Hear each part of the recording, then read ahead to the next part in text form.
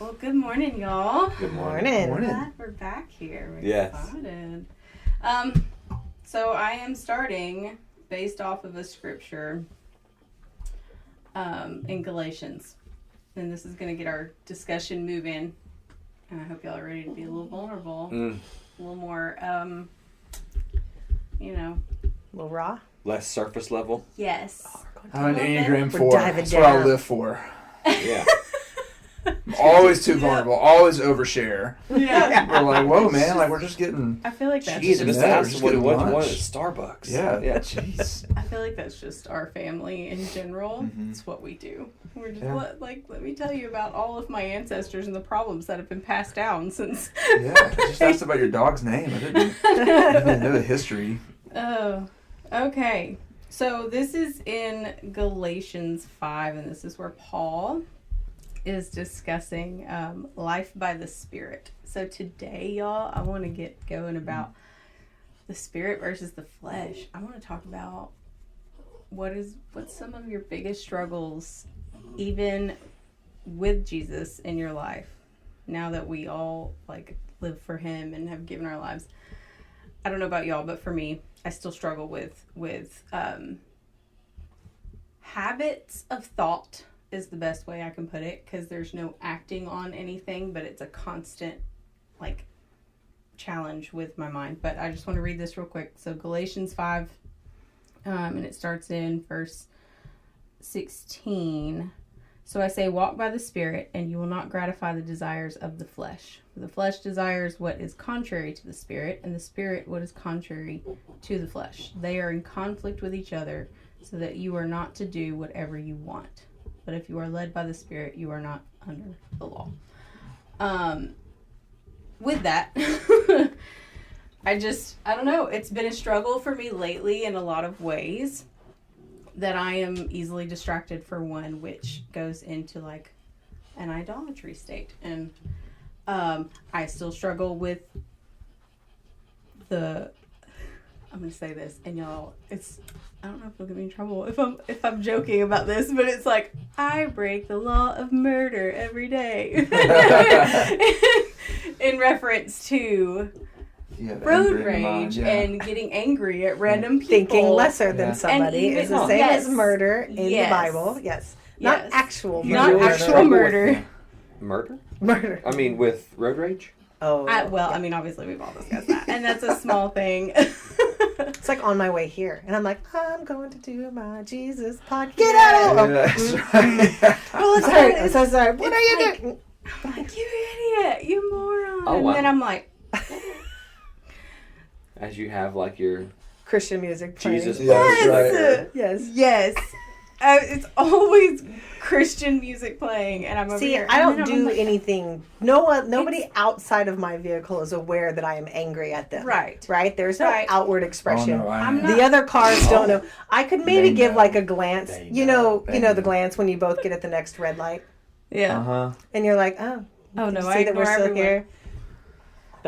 I know when I make people mad because Sure. I do something I'm Well, like, Michael- and then we're at the next red light, and I'm just like, I'm gonna just dance Oh, and sing. Michael's and, favorite thing in the world, because he is very he's I know. conservative, right? Yeah. He's like a driver. He's He's a never grandpa making driver. anybody mad. I'm grandpa. But he'll that get for you. somebody irritated, and if he gets a reaction out of them, a gesture, He's a just handshake, like, yes. oh, it makes his day. He is ecstatic that they are frustrated at him, and Wow. he'll just glance at him at the red light and wave. Yeah. And people are losing their minds for whatever. Oh, He's yeah. just I don't ever lose my mind to that extent. I'll It's get probably mad you and Michael frustrated. next to each other. in I'll get traffic. frustrated, and then I'm like, okay, see, again, I'm listening to Christian music. I might be just talking in my head with God or whatever, and then I'm like, you idiot. I'm like, oh, that's murder. I have to stop. I'm so sorry. That is a very shallow Yeah. example of... But it's What something a you deal. flesh. But it's something Yeah. you deal with. I mean, It is something I deal But with. it is there. legit. Yeah. Because there. It's how do you get to that point where you don't care when you get cut off. You don't care that someone's driving 50 in the 60. When you're running on time, maybe, and that never happens. Yeah. I saw something the other day that was talking about, if I ordered the filet rare and you bring me chicken, he was like, I just eat it. He's like, I just eat it. Yeah. He's like, I don't Yeah. care. Yeah. And he's like, and these two guys are laughing. They're like, me too. And they're like, what a first world, like, if you have so much Absolutely. time to get angry at your food being wrong, you have, like, you're so blessed because you don't have bigger problems. And I was at Taco Mama yesterday, and they got my taco wrong again. And Sadie was like, she noticed how I took a bite because it was fish and it was supposed to be shrimp, so it just kind of surprised me. And I was like, oh. And she's like, what's wrong? You know, did they put slaw on it? She says. And I was like, no. I was like, it's fish. And she's like, did you order fish? And I'm like, no. And she's like, they got it wrong again. And I was like, that's okay. And I'm like, I really wanted the shrimp and I really wanted to go tell them, but that was playing in my head that it's like, do you have bigger problems in the world? Yes. And I was like, I can eat this fish. I'm not allergic. Yes. It's Yeah. not going to hurt me. Did I like it? Not so much, but I ate it and I was sustained and satisfied and moved I on still with my praised life. before I ate it. Before Yeah. I ate the wrong taco. Yeah, Yeah. like it's Well, fine. the- Life is fine. The main thing I'm getting at with this is I feel like while we are very dedicated to living our lives for Jesus and we are proud and excited to share the word and everything, I want to be relatable to everyone and helping those out there understand just because we are full-blown like, yay, Jesus, I love Jesus, I gave my life and I want everyone to know it, doesn't mean that we hold ourselves to some, like, I'm so good at things now, you know, and Right. you hear a lot of people, I do in particular with my job, I have a lot of people share their struggles sometimes about being church hurt and how they went to a church and they felt like they were so judgy and they were so hypocritical and they were so this or that.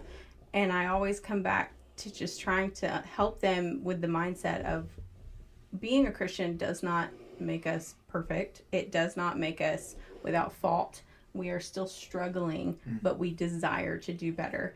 And, you know, I try to help them to try and view others instead of expecting Christians to be perfect, to maybe just remember we're all still broken. He just covers us and, you know, and along that path. So with that, like, what are some ways that you maybe try to keep yourself in check from trying to view other Christians as, oh, you should be doing better. We are supposed to hold each other accountable, but still, like, to be able to keep that Christ-like love and still keeping that spirit more powerful than your flesh in all of these different circumstances, so that others out there who maybe aren't Christian or aren't full-blown dedicated can understand, hey, you're not expected to be flip the switch and no longer struggling with all of these challenges. It's going to be a forever challenge. That's why in Galatians he's like, they go against each other. Your body and the spirit will go against each other. And so it is always, you will always have faults. So with that, get a little deeper than that road rage, you know? Yeah, what are it's some like, things all we're like- willing to share? Well, yeah, it's hard. It's hard to figure out I think it's hard to even pinpoint where you're like, is that the flesh? Is that like, I'm made this way? God designed you. God, you know, there's like that escape or that scapegoat where people are like, oh, God made me that way. God knows my heart, you know, and it's kind of like, that's not of God. Yeah. So Right. that's not how God made you. But there are a lot of things that are a lot of our, you know, so there's like, where do we figure out our characteristics that are like, that's the flesh, but that's the spirit. Like your kindness is that because you're kind, you know, it's like, well, that goes back to what's the fruit of the spirit, Right. And you've got to know biblically and understand the fruit of the spirit and like what the Bible says are the characteristics of God. So right. So like for me, I full out there. I know, especially lately, we've talked about this a little bit. Vanity is a hard thing to let go of, and we should. But it's like putting so much care into how I look and how, you know, I present myself in a lot of ways and stuff, and I stress over that. And then it's like trying to, like, okay, that is not something I'm supposed to really waste my thought and energy on, and it goes deeper than that. But like, but still, it's a trait that I'm not saying is horrible to care about how I present myself, like look, but it's not the focus, right? It's not what I should place above something else. Like I care more about making sure my makeup's done rather than getting in the Word, and that goes back to that. Do I say no to God to do this anyway? So it's just Yeah. What other things do we struggle with personally, even after giving our lives to Christ? What are maybe some of your hardest things to overcome? Man, you She's coming in hard this morning. I know for me, the core lie, and this is kind of how I've been just kind of learned to categorize. This has helped me. We talked about this a few weeks ago, just off the podcast, but for me, it's most helpful in learning like sin and like struggles. I think can kind of be categorized into 3 different primary sections. Basically, appetite, ambition, and approval. That's how Jesus was tempted in the wilderness. His appetite was tested, turn these stones into bread. But not just like appetite for food, but like appetite for attention, appetite for accolades, whatever it is. Approval. Hey, throw yourself off the temple and prove yourself now. You don't need to wait for the cross, and you don't need to do God's will and follow God's plan for your life. Just get the approval now. It'll silence all the doubters, even though it wouldn't have. And then ambition. Look at the kingdoms of the world, bow the knee to me, and it'll all be yours. Take the kingdom without the cross, kind of thing. So same thing for us. For me, that's been really helpful. It's like when I think about what I struggle with the most, each of those kind of has a core lie associated, like guilt, shame, and what's the third? I can't remember the third one. But for me, it's shame. Yeah. Approval. That approval piece. I want people to accept me, love me, validate me, and approve this me. Is a family trait. Yeah. What is So wrong with us? that, the core lie, kind of like the undercurrent, is this voice of shame. And the Lord's echoing to me is, well, who told you that? It's the same invitation from the Garden of Eden in Genesis 3. Who told you that? Wasn't a voice of shame from God. It was this invitation of, hey, who told you that? Yeah. Who said that? I didn't say that. I said Yeah. you were good. In fact, I said you were very good. You got the biggest mark of approval from all of other creation. Everything else was good, but you're very good. Yeah. Which is funny now today. Good has become like average in our Right. standard. It was good. And you're like, oh, so like it was like 3 stars, not 5. Not 5. 4 stars, like very good is 1,000 reviews, 5 stars. Like that's very good in our minds. And good is like, oh, it's got 4 stars. So it was good. Yeah. But not very good. And God says, no, like what I said was good was like, the highest, very good was the highest stamp of approval God could offer. So anyway, not to get off too far off into a tangent, but like for me, it's that shame piece. Yeah. Yeah. So that shame piece for me is always, when I leave conversations, I always have this track of, dang it, why did I say that? I sounded so dumb. Like, gosh, they think I'm stupid. Gosh, I can't believe I said that. That was so dumb. And now doing a podcast, it's like, well, that's recorded. Like, for the world to know, for all the haters to jump on even more and just say, this guy's an idiot. Can't believe he thinks that, whatever. So for me, the rolling tape in my mind is all my failures. All the ways that I think I've looked dumb to people, or have failed in some capacity. It's that voice and that weight of shame just barreling down on me. Yeah, I can definitely relate to that one. I felt like I grew up in shame. But the only thing that's different is for me, it wasn't seeking approval of like everyone. It was seeking the approval of people I liked. Does that make sense? Like there were certain people I held at a higher value, which is again a fault. Mm-hmm. But I sought that approval. And I found, and this is a little crazier, is what I was fearful of them thinking of me, I would think of others. Yeah. That I didn't care about their approval. And I'm like, oh, this all came through way later. Still before Jesus, but like during therapy kind of stuff. And I was like, oh, what was that grounded in? And it was just because of the way I would view myself. Anyone I didn't like care if they liked me or not, I would use that same judgment on them. And now, while that is one of those examples that, like you said, it's like, where is this coming from? And I will see my brain try to throw some thoughts or throw these judgments out. And I'm like, whoa, nope, that is not me anymore. That is not what I do. Mm-hmm. So that is a constant battle, but it's weird because I have this, like, I don't know, range, I guess, of, I don't know how to put that. It's like I don't care about some opinions, but exactly. I care about others. I have the same thing. It's like, I don't really care what people think about me, but at the same time, I really care what you think about me. And I want to have this, like, positive impression. Right? But at the same time, I don't really care. Yeah. So, like, do you like me? I don't care, but do you like me? Yeah. I will. Why not? Yeah, why not? Not that I care. Not Yeah, that not I I care. Why But not? what can I do to What make can I you do? like me? Can I fix Yeah. it? Kind I mean, I won't do it, but It's what your face. could I do? It's. Is Yeah. there something I can do to fix it? I don't Yeah. know. I don't know. I mean, I think for the most part, I think people who are like, oh, I don't care what anybody thinks about me.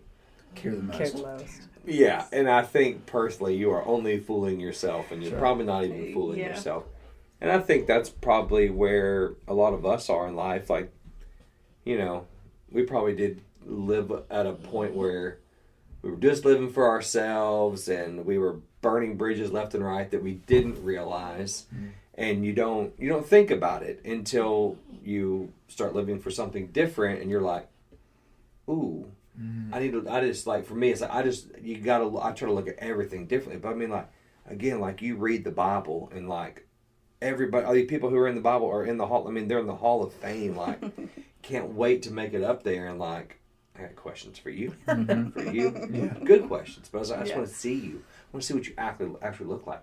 But everybody struggled. I mean, like, you know, like, nobody in there nailed it 7 days a week. You know, I don't know if they had 7 days a week back then.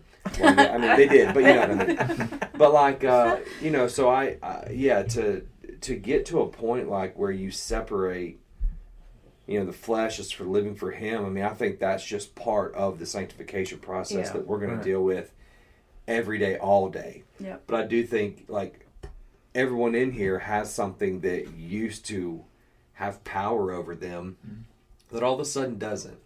Right. And like, I just fully give that to God, because it's like, all right, what like, your road rage, eventually it will subside.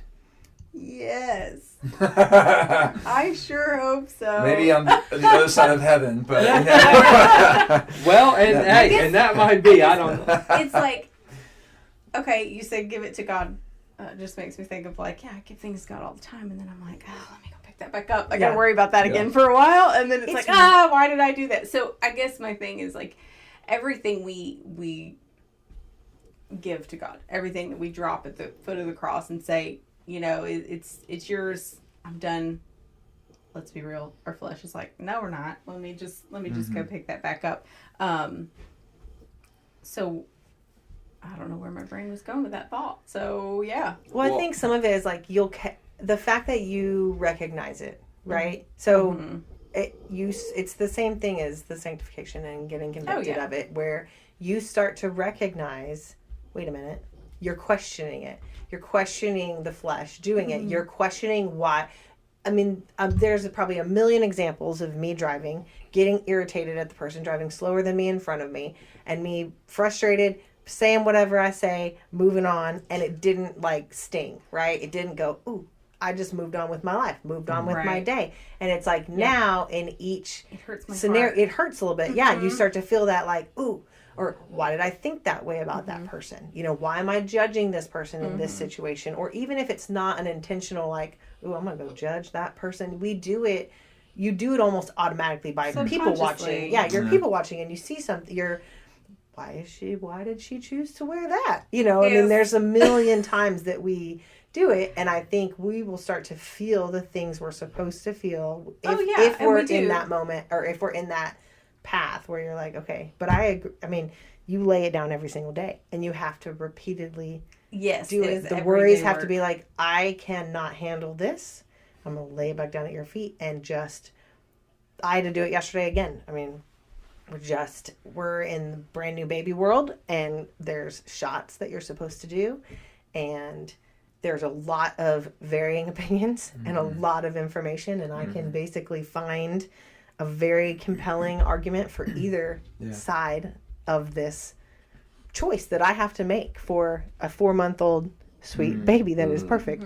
And it is terrifying. And I cried yesterday because I had to take her. Yep. And we're like, okay, here's what we're doing. And we're praying about it and we're talking about it. And I got my husband and I are on board and we're on the same page and we're doing all the things. But it is so scary because I'm like, I'm going to make the wrong choice. And I feel like I'm right at the point where there's like just enough information for me to go, I was right there. I could have seen it if I had looked. But God, it's terrifying. And I just have to again and again and again every day and say, I am just praying your protection over the choices that I make on her life. Every day, whether it's me driving down the road or whether it's me trying to make sure she doesn't die of pneumococcal whatever, it's just astronomically terrifying. Absolutely. And there's nothing else I can do except for just say, I can't control this either way. I cannot. So I'm just making my best decision and saying, here you go. Here you go. Here you go, cover me, and just really cover her because I don't want to be wrong. That's the biggest, you don't want to be wrong in your life. Don't want to be wrong. I hate being wrong on little things, but Lord help me, that's a big one. Like, I don't want to be wrong with my kids and do something that is not in his path for them. And so that is my biggest, that's not really the flesh and the spirit, but it's just... I think your flesh versus spirit there is I'm going to get a little psychological on that one. It's a pride thing because the fear of being wrong, not about sweet baby, but I mean, obviously as a parent, you want to protect your children. So that's not what I'm saying. That's prideful. I'm saying it's kind of fun that I don't want to be wrong. That just stands out to me. That I feel like is a pride centered, kind of again back to the shame and the approval and the fear. Fear. It's just the fear. It's just the fear of being wrong. Yeah, things like that. Yeah, but it's that I feel like if we're fully living by the Spirit, when we're fully living by the Spirit, we don't feel that, right? He kind of overwhelms that and comforts us through that. So when that fear comes out and that fear of shame, that fear of lack of approval, that fear of being wrong, whatever it may be, is kind of, again, it's that adversary mindset of, ooh, you're going to get this wrong. And it's taking away from the faith in knowing that God's got it. Yeah. It's taking that comfort out and wiping that spiritual ability to just rest in his covering, because what he intends will happen. That's with every choice you make in faith, he's like, I got it. But when we get fearful, we're dropping that spiritual faith side. So it is spiritual versus flesh in that regard. And that's a habit that you kind of have to, okay, it's okay. For me, it's okay if you look silly. Right. It's okay. I could care less how I look on. No, I know. But just bringing it back to what I can relate to. When it comes to them. Mm-hmm. Yeah. It's care less. Judge me all day. Don't care. Oh, none. Yeah. At this point, I don't care if you like me or not. When it comes to my children. Yeah, when it comes to me, I'm like, be my friend, like me. I want to like, don't reject me. But them, I'm like, nah. Yeah, no, I know, but yeah. I think something you said was great. Ultimately the Lord's will be done, and that can look different ways. And our part of that process, I believe, and I feel like I've come to experience, is our willingness to submit to His will and His plans. Mm-hmm. We are not immune to the consequences of our actions. No. I think when we make bad decisions and it results in bad things, people say, well, it's just God's plan. No, that's the result of you being dumb and making a stupid decision. That's not, the Lord can redeem those things, and you're never too far off of God's intended plan for your life, or He can't redeem where you are and make His ultimate plans for your life come to fruition. But we also have the ability to make our own choices, and sometimes we make bad choices. I know I've made plenty of bad choices, and I've reaped the consequences, but the Lord has redeemed a lot of those consequences and the ability to use those consequences for His glory inevitably. But He was also, I imagine God would say, hey, you didn't have to endure that and experience that. Yeah. You could have avoided that. That wasn't my plan for you. You definitely. But I am still here to help you, and I will redeem that. But I'm also saying that you didn't have to endure that. that was a result of your choices and your actions. And that's what I think. I mean, like what I did mean when I'm talking about it's your choices. What are they based in? Yeah. Are they based in the flesh? Or are they based in the spirit? With your children, you're doing the best you can, and he knows that. You are trusting him, and he knows that. Yeah. And so what he that's what I mean by like what he intends will be. So I fully believe you pray over that child, and you're like, I'm making the best decision I can, and he's like, I see you. Right. And even if it could have been a bad outcome, I feel that your faith and your prayer and your dedication to him can cover that and say, but I'm not going to let it because I got you. Kind of, you know what I mean? Like it's what it's based in a lot of the time is I feel like what can create the outcome. I think that brings up a really hard one too, though. It's like where people say, like, why do bad things happen to good people? Oh yeah, We've talked about that with families that have That gone is a through terrible situations, things that are good people, good Christian families have suffered massive tragedy, loss, sickness.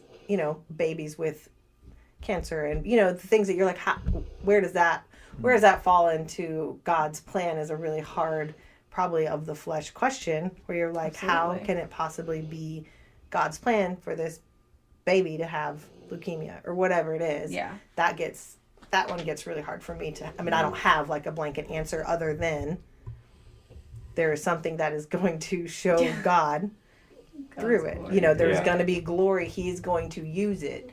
But again, it's like he didn't cause it. He's not. That's where it gets real. Like people are like, "Well, why would God give a baby leukemia?" And it's like, I'm thankful you said that because to what you brought up earlier, like if anything, that's my fleshy struggle. Is always I try not to watch the news now, which sounds insane to some people. It's like, you don't watch the news? I don't watch it at all. And it's like, I can't. Like, I don't even know what's real news anymore. Yeah. But, like, man, we constantly see this person living this life with, no financial struggles and everything around them, like, seems to go their way.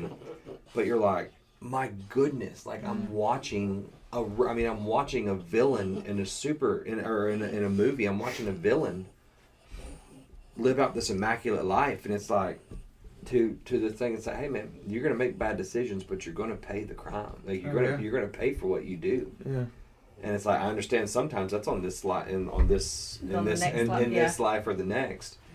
But yeah, like where is that's my fleshy struggle, if I can, is seeing not necessarily the bad things that happen, because that is hard, like the Anderson family that just I think about them so often, but like then you have to understand like the goodness of God is Jesus, and that we are still can live an incredible life on earth, but it's still going to fall so short compared to his standard. But his goodness is the gift of Jesus. So it's like, all right, I get, like, the goodness of God is, I'm going to do so many bad, dumb things that do not qualify me for heaven. But thankfully, through his son, I will make it to heaven, despite the bad things that I've done.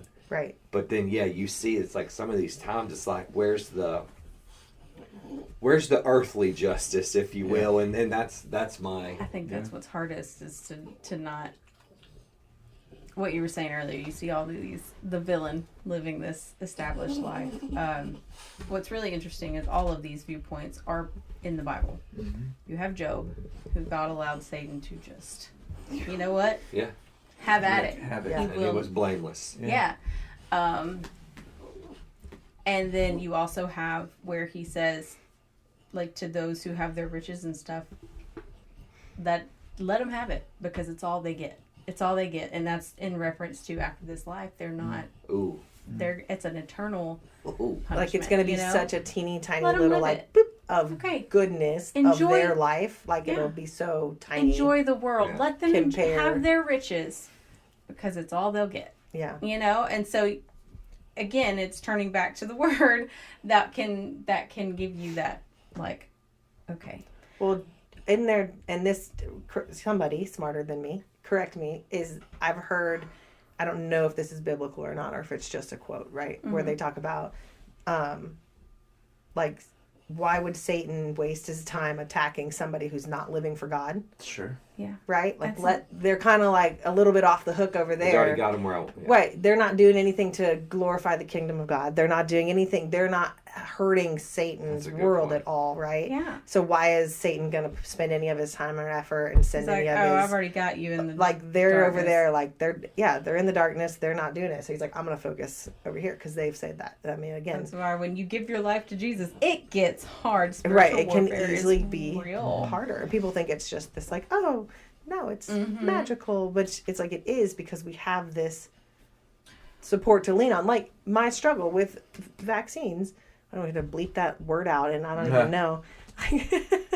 But it's like, I know, like, yes, it's hard, and yes, I cried, and yes, it's like super emotional, and I'm in the thick of it right now. Ultimately, I am just praying through it, and I have that comfort of knowing, right, that he's got it. Yeah. Even though I'm scared, and even though I'm fearful, and even though I'm, like, I am still full of faith, even though I'm terrified. Right. Right? And I'm just like... You have both. I'm just going to continue to say it and ask for it and pray for it and believe for it that I'm making the right choices because it's all I can do. Yep. Yeah. And and it does give you that comfort of like, okay. But when you're in it and you're doing it and your child is actively being stabbed and then looking you in the eye and crying, Oh, I know. it's not like, Yeah. not easy, not an easy moment, I right? was ready to put hands on the guy who did it to mine, but I know, get Michael it, can't man. even come with me. He's like, Yeah. sorry, love you, that's all you. Yeah, good luck. He can't, he's Yeah, like, I I can't handle it. Aaron used to make me go. Yeah. He's like, I can't watch that. I'm like, you think I want to watch Yeah, it? I know. Same. Yeah, our second one, I was like, it's your turn. So I did the first one, I did the oldest, it's your turn. See, Good luck. I was blissfully naive with the first one. I just held her hand. Oh, Like, yeah. you go, baby girl, It's you awful. good. And just We had got that this. look of betrayal, like, And, oh my gosh. you brought me here. I trusted you.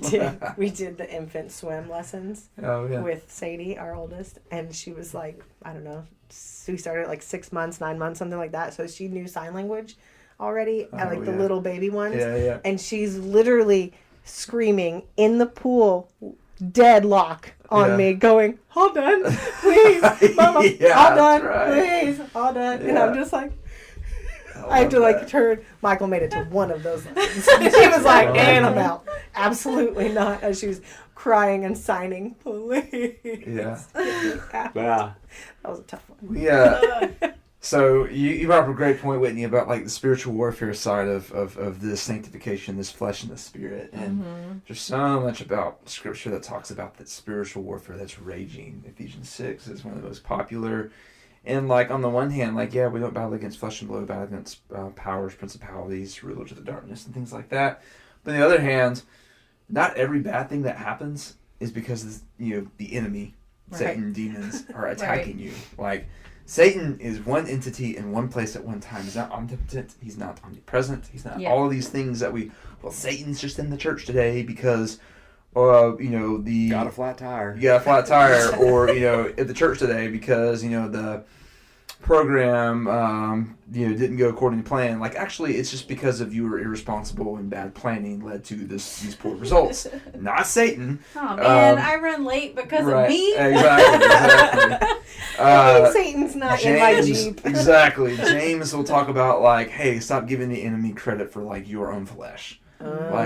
Your sin is why this happened and put you in this situation, not because Satan or the enemy is going against you. It's like, the flesh and spirit are waging war together, which like you were talking about, but it's our flesh that's waging war with our spirit, which as believers is undergoing a process of sanctification. But at the same time, the flesh wants the fleshly desires, wants the things to combat and cope, and the pleasures of the world, the lust of the eyes, and all those things. So, while on the one hand we are battling against flesh and blood, it's usually against like when we are submitting ourselves to the will of God and we are actively and radically living for Jesus. Yes, we can expect spiritual warfare to happen, but those kinds of things, I think we give so much credit again for our own lack of planning and being responsible with our time and things like that. When they don't go the right way, we're like, oh, Satan's attacking me. When really spiritual warfare, I think when you look at it, is more about like the enemy wanting to prove to you God's not good. Yeah. And so what does that look like? What does it look like in your life? Is it like when your child gets sick? When all the when the story of Job, all of those things are systematically taken away from us. And the interesting thing about Job too is at the end of it, it says Job's fortunes were restored and he was given more children than he had. But like as parents, and you have nieces and nephews and things like that, does more children negate the pain of losing all your previous children? No. Yeah. And like Job still has to wrestle with that, with the loss, the serious, painful loss of his previous children. No amount of children can replace previous children. And so like we kind of glaze over that at the end of Job, and Job lived happily ever after. It's Job was still probably wrestling and fighting with, man. Like, do you know who I think about a lot, and this is how I view it, like the hard life on the good people, the bad things that happen to good people, so to speak. I mean, let's be real, we're all faulted. But with that in mind, my brain says, man, their next life as a believer in Jesus is going to be, awesome. They have so many rewards. Yeah. And I think of Aunt Rhonda. Oh, yeah. Our aunt every time. has been through absolute torment in her life. Like every phase of her life has been so hard. I mean, she's lost a child in a house fire where she herself, trying to save him, was burned. Almost lost her life. Stop laughing. That's not a good. Sorry, Panda. It's Panda. Not I know. Rhonda. But lost a child in a house fire, and as trying to save that child, she was burned. Just had to tow. Almost lost her entire life, and spent months in the hospital. Was not expected to live. I mean, she just, it is an absolute miracle that she is alive. And the doctors even told our family, said she is alive because she didn't have a minute without family in there with her. Like they could feel it. That was when Uncle Steve, her husband, gave his life to Christ, was in the hospital. And then, and since then she's lost her husband, and she's lost her youngest son, who was a miracle baby as it was. She wasn't supposed to be able to have babies after that fire and everything. And then he was born, and then lost him to Wagner's disease, which is like a rare kidney attacking disease, and went through torment trying to save him from that. I mean, my sister was like ready to give him a kidney, and then he had an infection. Lost a sister when she was younger from Pam. Yes. Aunt Rhonda lost a sister. Yeah. I was like, well, yeah. Rhonda didn't have a daughter. Yeah. that threw me a little bit. Rhonda did. Growing yes. Even just growing up. And walked through seeing a family that divorced, parents that divorced, an unfaithful father. Awful things. But through that, she has never lost her faith. She has kept her faith. She gives glory to God. And I think of her and I'm like, you've got a crown in heaven, honey, that is coming your way. That is mansion, whatever, your rewards. I can't imagine just dealing with all those kinds of things and being able to hold on. I can imagine being able to hold on to my faith through it. And I think that's what's beautiful about in the position we are as Christians, kind of reverting back to what I was talking about. The struggles never end. It can sometimes get harder, and it can seem so unfair, but I have absolutely no faltering on my faith that it's God. Like, he's got me in whatever way that looks. But anyway, I think of her a lot as like a modern day Job to some degree, because the power of that testimony too. I mean, just thinking of families who walk through unbearable tragedy and still just say, "Hey, God's good." Yeah. Like how that flies in the face of the enemy, how that just completely, the world just goes, "How? What about what you just experienced? Mean God's good?" Yeah, atheists' favorite question is, if God's so good, why is there evil in the world? It's because of God's goodness there's evil in the world. Right. How do you have light with darkness and light? It's genuinely it's this is going to sound rash, but it's a dumb question. God is good, so therefore evil must exist. Mm-hmm. There has to be something that's contrary to God's goodness. Yeah, there has to be a counter. And if God if we were just robots, God wouldn't be good. He'd be a narcissistic deity who demands and programs us to praise him. That's the most narcissistic, selfish thing. But instead, he gave us complete autonomy whether or not to love him. Or I know Calvinists are like, well, if you're elect, then, God predetermined you to love him. And no, we get free choice, and it is, we have autonomy whether we love him and submit our lives to Jesus. Let our lives be a living sacrifice. Let our lives be an altar devoted to Christ. Or we reject that. And we try to figure it out on our own. And we find out, nothing in this world can satisfy us like Jesus can. Right. Because if Jesus is not enough, nothing else ever will be or could be. Yep. And that's one of my favorite phrases. One of my best friends, Demetrius, has always said, and it just rings so clearly. And he is another guy, a great example of just at every season and corner of his life has just lost everything in the apartment fire. Separated family, lost his mom to COVID because of malpractice with doctors, lost his brother suddenly, lost his job suddenly. Every single corner and season of his life has just been met with unprecedented tragedy and just being treated, in what the world would say, unfairly. But the reality is, the most unfair thing that's happened is that we are given grace by God. Yeah. That's the most unfair thing that has possibly happened, is that we have an opportunity to live with Jesus in eternity with him. Jesus is our reward, not a mansion, not a crown, not a good, not anything. Jesus is the reward. And the unfortunate thing, some people in this world right now, that wouldn't be enough. Because they're working for their mansion, they're working for their crown. Right. And that's the tragedy of so many people. That was figurative speaking for me. That wasn't literal. Oh, no. Just so you know, I don't literally mention the crowns and things. But when we get those rewards, all we do is turn around and give them back to Jesus. We just say, I don't deserve any of this. This is all yours anyway. So people like that get more to give to Jesus at the end of the day. And that's the beauty of heaven, is getting to celebrate and worship Jesus in that way. So the most unfair thing in the world is Jesus fleeing his throne to redeem us from our sin and to be able to have a relationship with him.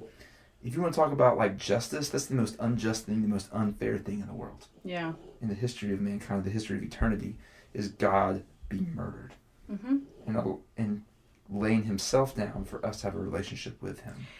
And it's interesting, like, knowing that, then it kind of makes you feel like, wow, so I'm pretty ridiculous for being like, oh, I struggled with this, and this. And while in our worldly mind, it is a big struggle to suffer loss of a child, of family member of any kind, and all of these things.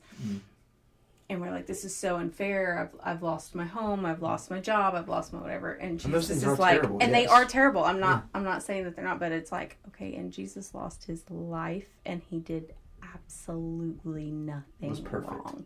Right. An absolute perfect being, and died so that you would hopefully choose to love him.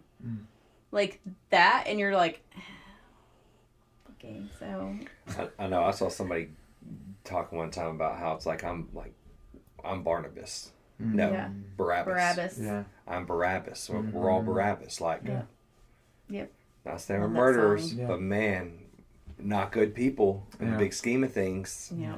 Well, sin is sin at the end of the day. Yeah, that's what I'm saying. It's like some of us think we're good here just because we don't do some things. Yeah. But it's not. We're not exempt because maybe on an earthly scale it's here and there, and that's always one thing too that I've tried to.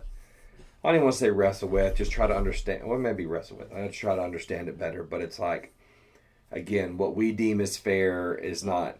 Who said that's his scale? Well, they said what's right and wrong. Is, Who said that's life's not fair? It's like, yeah, and if it was, you'd be on the cross. Exactly. Yeah. That's right. Right. I didn't quote that. I saw it on the reel. I was like, life's not fair. That was brought to you by. Yeah, brought to you by Instagram. Yeah. But going back to our flesh and spirit, talking about just kind of like my struggle for approval. And the thing that someone told me, and this is not original to Ross, probably an Instagram Reel, again, brought to you by Instagram Reels, was Jesus was the only perfect person who ever lived, and other people murdered him for it. Mm-hmm. So like our attempts to be good to be accepted, or to be a certain way to be accepted, Jesus was perfect and he was murdered. Yeah. Right. So like at some point we have to just accept, I will not be liked by everybody. Right. And that is okay. A-okay. Absolutely. And I can't get everyone's approval, and that's okay. The season I'm in right now, I still travel and do like itinerant ministry, like lead worship at some places, you speak camps, whatever. And one thing someone told me, kind of a coach kind of going into it, is like, you're going to realize there are some circles you don't want to be in. And you have to be okay with that. Like, you're not going to impress, even like in the church world, you're not going to be liked by every single church group or youth group or college group or whatever it is. And at some point, you're going to have to accept, like, that's okay too. And there are some circles I don't want to be accepted into. There you go. Right. And there are some cultures I don't want to be a part of. Because if we can just be real for a minute, not all church cultures are good cultures and healthy cultures. There are some church cultures, and I've walked away from some events kind of going, I've called the person who handles like my booking and stuff and just been like, hey, we're going to take them off the list. Like, we're not going to do anything with them again. Because it is such a toxic culture. Country club mentality, you in or you out kind of thing, us and them. And it's just like, hey, I'm out of that. Yeah. Like, I'm out. If that's your stance. Yeah, I'm out. And I could tell even there, like, being on the fringes, like, I wasn't busting in the circle. Right. And then and honestly, it really messed with me. I did an event over summer one time, and it was at the beach, and I just remember thinking, like, I was like, this is hard. Like, they obviously don't really like me, and like there's a little trigger there. There's trigger, and there's also truth. Like, okay, yeah, I can improve in some ways, and connect better in other ways. But another part is just like, I felt myself the rest of the week fighting to be approved by them. And then one of my friends who was there with me, who was a part of our band, was like, dude, and that's the guy that told me, he's like, dude, there's some circles you don't want to be in. And this is a circle you don't need to or want to be in. And it's okay. It's not about your identity. And that's another thing about, like, again, flesh and spirit. Like, we have this identity that we're often trying to, me at least, I'm working for an identity instead of living from an identity. Right. And Jesus, and I'll pass the mic, when he was baptized, early on in his ministry, hadn't done anything yet. No miracles, no real following, like nothing to really show for like a successful ministry. Was baptized, and he came out of the water, and God said, what? This is my son whom I'm well pleased. Listen and do what he says. And so, Jesus was given approval and given an identity and lived and worked from that identity instead of working for an identity. And what's amazing is once he was given that identity, what's the next thing that happens? Driven out into the wilderness for that identity to be tested. And to see if the enemy could crack it and say, yeah, God said that, but what about this? Right. Same thing that happened in Eden. The Adam and Eve were given an identity, they were given a role, all these things, and then the enemy comes in to test it. Yeah. So I know you gotta go. I'll let y'all just keep going. I just gotta squeeze out. Okay. That's fine. All right. I don't care. Or we just wrap up. Are we wrapping? I don't know. If y'all want to wrap up, I don't care. Yeah, we can just hard cut. Well, I was We'll just do a gonna little say, like, for the sake of all of it, just basically this whole purpose of this podcast today, just letting others out there know the struggle is still a struggle. No one is perfect. Yeah. Don't let the past church hurt. Don't let the observation of people failing tear you away from your relationship with God in any way. Don't let the daily flesh, don't daily let attack. your daily attacks make you think that you're a bad person. Right. We always face that battle. But well, one of my favorite parts of the Bible, real quick, is when Paul acknowledges he's like, I continue to do the things So I good. hate Yeah, and that's right. struggle to do what I'm supposed to Yeah. do. And obviously I'm not saying that correctly, but and I mean that man saw Jesus, like saw him. Yep. And that's another thing too. You read about the Bible and people that are walking daily with him still struggling. Like, Yeah. you sure you're the Yeah. Messiah? It's like, yeah, I am. Yeah. So yeah, and It's okay that we question to a little think- bit, and it's yeah. okay that we we struggle. Yeah, it's because gotta be it's there. like you walk around not with uncertainty, but you walk around seeing things that just cause you That cause, make you doubt. Yeah, make we'll you make doubt sure or that cause you're. you to stumble. And you're like, no, he's got me. Yeah. So you just have to recenter. You just have to take your it's okay to question, and it's okay to doubt, and it's okay to struggle, but you just take all those things to him. Take it right to So him. I'm going to question, but I'm questioning you. Yeah, okay. Yeah. I'm going to struggle, but I'm struggling with you, and you know where I'm at, and here we Yeah. go. And it's You know funny. my heart. And then you're like, is that really what? Okay, Yeah. where we are. I'll have a doubt creep in, and then he'll remind me of what he did for me at this point and this Right. point, and I'm like, oh yeah, yeah, no, okay, you're I got you. He's Like, got it. He's good. Yeah. He's good. God is Sorry, good. God is sorry, good. flesh got a little powerful. My bad. Yeah. You Yeah. know. No, you're right. Awesome. It's so Well, good. thank y'all so much. Thank you. Yeah. That was fun. Always. Like and subscribe. Yeah, do all the things.